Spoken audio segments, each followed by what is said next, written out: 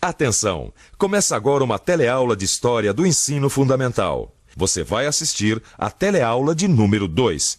Bons estudos! A primeira unidade do curso de História do Ensino Fundamental se chama O Brasil na Construção de um Novo Mundo. Esta unidade estudará a história dos povos indígenas da América, do seu encontro com os europeus no século XV e das relações que a partir daí se estabeleceram. Vamos conhecer a importância dos povos da África e do Oriente na formação de Portugal e a história desses europeus antes de chegarem à América Portuguesa, o futuro Brasil. Entenderemos também o que trouxe os portugueses aqui e aprenderemos sobre a formação do Brasil quando ainda era América Portuguesa.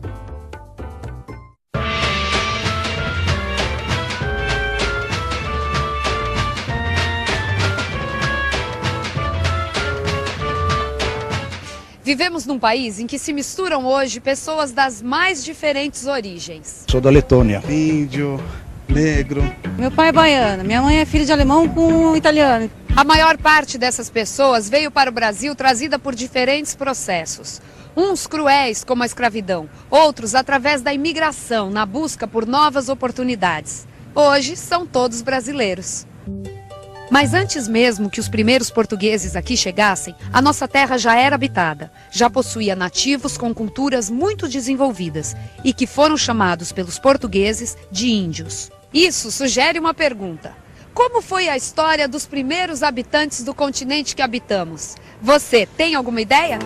Na teleaula de hoje, você vai fazer uma longa viagem no tempo, em direção a épocas muito antigas. Vai ver quais são as teorias que explicam a maneira como o nosso continente foi povoado e de onde vieram os seus primeiros moradores.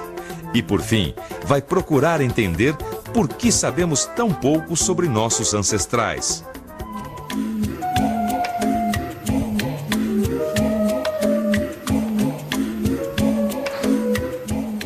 Nossa, Joana, que bonito. Ai, que susto, João. Desculpa. Eu tava em outro mundo, literalmente. São aquelas lendas indígenas, né? São. Eu tô muito entusiasmada em fazer um livro ilustrado. É um mito mais bonito que o outro. Eu mergulhei de cabeça nesse assunto dos índios brasileiros. Você sabe que eu sempre tive curiosidade de saber uma coisa sobre eles? É? Bom, eu não sei tudo, né? Mas, de repente, eu posso responder. É o seguinte, a gente sabe que os índios já estavam aqui quando os portugueses chegaram, certo? Agora, eles chegaram de algum lugar ou eles sempre estiveram aqui? Essa história é muito interessante. Fala sobre a aventura humana, sobre como os seres humanos foram povoando o mundo. Mas, infelizmente, não se tem certezas sobre esse assunto, exatamente, entendeu? O que existe são hipóteses, ou seja, possibilidades de uma resposta a essa pergunta. Existem pelo menos duas hipóteses de povoamento. Uma seria a da migração de vaga populacional que se deslocou até o nosso continente. Uma dessas vagas teria chegado aqui através do Estreito de Bering entre 50.000 e 13.000 anos antes de Cristo. Naquela época, a região da Sibéria, que hoje pertence à Rússia, e do Alasca, região que pertence atualmente aos Estados Unidos, estavam ligadas por uma faixa de terra com aproximadamente 80 quilômetros de extensão. Nossos ancestrais talvez tenham passado por essa faixa. E há a possibilidade de um povoamento ter vindo através do mar, na região que hoje conhecemos como Polinésia, através do Oceano Pacífico. Esta migração teria se estabelecido na América do Sul em tempos bem remotos. Claro que estamos falando de possibilidades, pois essas migrações ocorreram em tempos muito recuados. E se ainda não temos certeza exata de qual teria sido a origem dos povos nativos do nosso continente, há grandes chances destes povos terem feito uma longa viagem a pé antes de se estabelecerem aqui. A pé? A pé. Você já imaginou, Joana, atravessar continentes inteiros a pé naquela época em que quase não havia recursos? É uma aventura impossível de se imaginar. É o que eu acho. Mas nós somos descendentes de povos com espírito de aventura. Gente que deve ter vencido o próprio medo. É verdade. E isso fica mais emocionante quando a gente sabe que tudo isso teve início na velha Mãe África. É reconhecido que a África é o berço da humanidade. Ali se encontram os primeiros registros de grupos humanos no nosso planeta, vivendo em conjunto, buscando formas de sobrevivência e criando artefatos. Na região do Chad, foram achados em 2002 vestígios dos primeiros antepassados humanos, que ali viveram por volta de 7 milhões de anos atrás. É provável que ondas migratórias de alguns grupos humanos tiveram início na África e, com o tempo, foram ocupando diversas regiões do mundo.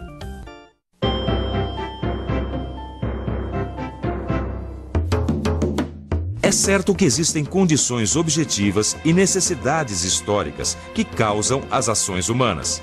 Mas não podemos negar o poder de decisão e de iniciativa do ser humano. Existem atitudes pessoais que fazem parte da escolha do indivíduo.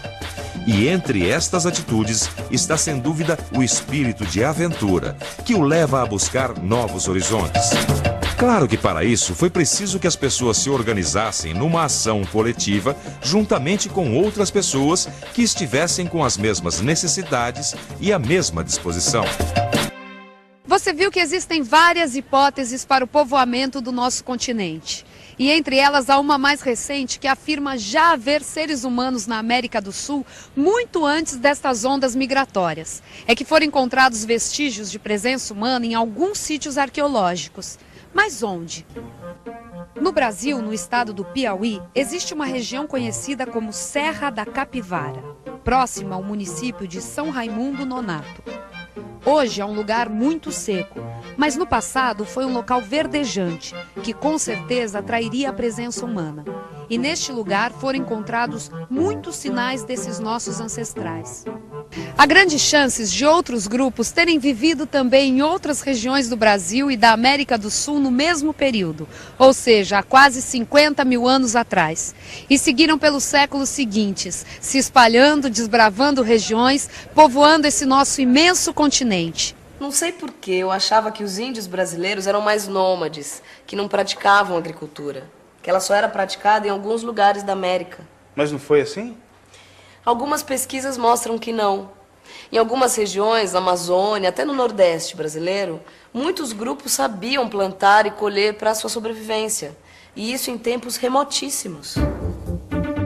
Mais ou menos entre 12.000 e 8.500 anos antes de Cristo, havia muitos grupos humanos habitando a Amazônia, vivendo da coleta de moluscos, de plantas silvestres e de caça de pequenos animais. Esses nossos ancestrais moravam em grutas e cavernas e eram nômades, isto é, não possuíam moradias fixas. Eles são conhecidos pelos pesquisadores como grupos paleoindígenas, que quer dizer indígenas antigos. Por volta de 8.500 anos antes de Cristo, alguns grupos da Amazônia foram descobrindo a agricultura.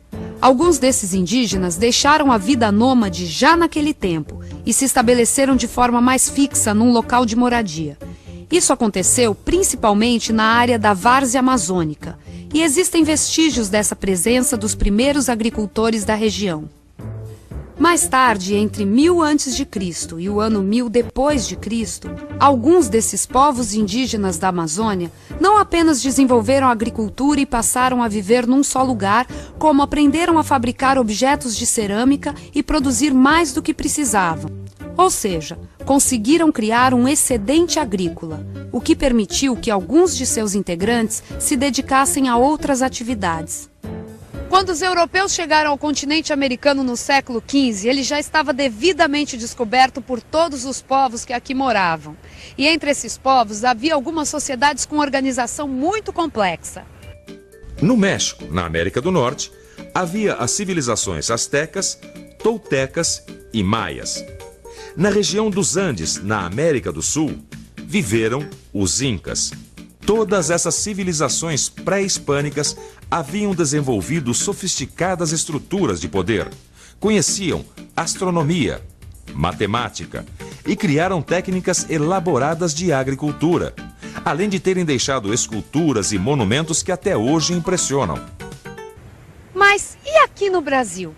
Imagine só o susto dos nativos dessa nossa terra ao ver desembarcar por aqui aquele povo estrangeiro. Deve ter sido uma visão e tanto. Eles devem ter pensado: Que gente mais estranha é essa, com esses navios imensos, essas roupas pesadas e essas armas de fogo?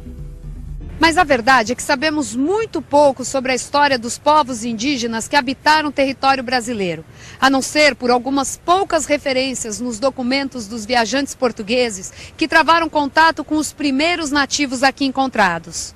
O índio era considerado uma vítima do processo colonizador, né? E nos últimos anos nós percebemos, a historiografia tem enfatizado o quanto o índio foi importante no processo de povoamento do Brasil, né? Sem ele, os portugueses não teriam condições de ocupar esse território. Os índios tiveram uma participação fundamental não só na agricultura, mas também como milícia, né? Expulsando estrangeiros, né? Lutando contra outras etnias, né? Isso faz com que a história do Brasil tenha uma outra cara. Mais de 5 milhões de pessoas viviam na Amazônia no século XVI. Nossa, tudo isso? E praticavam agricultura? Sim, e além do cultivo da terra, eles também produziam cerâmica de qualidade sofisticada. Há inclusive relatos de viajantes daquela época que encontraram povos indígenas que dominavam a arte da ourivesaria, ou seja, trabalhavam com pedras preciosas e também com tapeçaria. Não sobrou nada disso? É incrível isso, né? O que teria acontecido com esses povos? Por que a população da Amazônia reduziu tanto? Para mim, isso tem a ver com a chegada dos europeus. Olha só, pensa bem. Eles trouxeram armamentos sofisticados, também devem ter disseminado epidemias para as quais os indígenas não possuíam defesa, né? Também não sabiam como curar, quer dizer, a própria escravidão indígena deve ter dizimado muitos nativos. Tem razão. É longa a história da expoliação dos povos nativos. Imagine uma sociedade que tem uma vida comunitária e vê, de repente, aquela caravela chegando e já ditando visões de mundo, regras, modos de relacionamento. Foi terrível e surpreendente. O importante é saber que a força de uma cultura resiste ao tempo e mesmo às violências de que foi vítima. Essas lendas aqui são uma prova viva da beleza da cultura indígena. Legal. Então me mostra, vai, deixa eu ver os seus desenhos. Eu estou ilustrando um mito tupi-guarani que fala sobre o surgimento dos primeiros seres humanos. O Criador, cujo coração é o sol, tataravô desse sol que vemos, soprou o seu cachimbo sagrado e da fumaça desse cachimbo se fez a Mãe Terra. Chamou 7 anciães e disse: gostaria que criassem ali uma humanidade. Os anciães navegaram em uma canoa que era como uma cobra de fogo pelo céu, e a cobra-canoa levou-os até a terra. Logo, eles ali depositaram os desenhos sementes de tudo que viria a existir. Então, eles criaram o primeiro ser humano e disseram: você é o guardião da roça. Estava criado o homem. O primeiro homem desceu do céu através do arco-íris em que os anciães se transformaram. Seu nome era Nanderuvuçu, o nosso pai antepassado, que viria a ser o sol. E logo, os anciães fizeram surgir das águas do grande rio Nanderikeici, a nossa mãe antepassada. Depois que eles geraram a humanidade, um se transformou no sol e a outra na lua. São nossos tataravós. Conhecimento vem através das danças, dos cantos, de narrativas tradicionais que são passadas desde tempos muito antigos, tempos imemoriais, que o conjunto dessas narrativas, dessas danças, desses cantos, vão formando um todo que é a base do conhecimento e da formação de um cidadão da floresta, de um cidadão de uma tribo. E atenção, se liga aí que é hora da revisão. Na teleaula de hoje, você teve de refletir sobre a pergunta: como foi a história dos primeiros habitantes do nosso continente, a América? Empreendeu uma longa viagem no tempo e constatou que a África foi o berço da humanidade. Aprendeu que existem diversas hipóteses para o povoamento do continente americano e que pesquisas recentes mostram vestígios de seres humanos no Brasil há mais de 50 mil anos. Aprendeu que, ao contrário do que se ensinou durante muito tempo, os indígenas do Amazonas praticavam agricultura e alguns povos dominavam artes sofisticadas como cerâmica, ourivesaria e tapeçaria. Constatou que o desaparecimento de vestígios desses povos, assim como a diminuição da população de nativos, tem como explicação a chegada dos portugueses. Por fim, entrou em contato com um mito tupi-guarani, que expressa a força da cultura indígena.